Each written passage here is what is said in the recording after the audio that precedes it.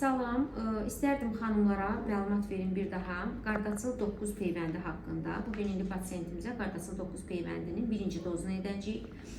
Xəstəmizdə 58-ci formamız var.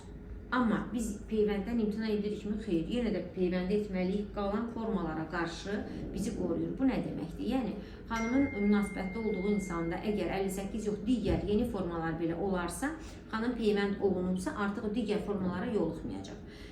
Dolayısıyla desək, uşaqlıq boynu xərçəngindən qorunmaq üçün ən düzgün seçim və ən düzgün metoddur. Demək, peyvəndimizi vurduğumuz zaman bu gün ərzində yalnız deltaya bənzər əzələyə vurulacaq, yerinə su vurulmayacaq.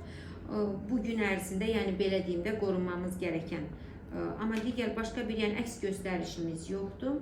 Peyvəndi vurmazdan öncə mütləq çalxalamalıyıq. Yəni, çalxaladıqda da, belə deyim, bulanıq bir məhlul alınır.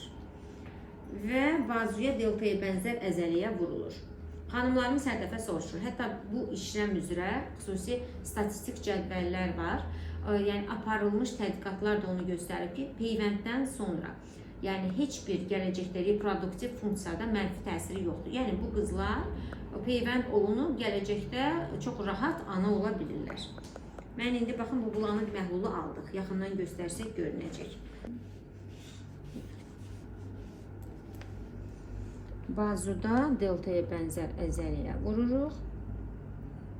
Şükür ki, indiyə qədər bu qədər xəstədə eləmişik, heç bir yan təsirini də görməmişik.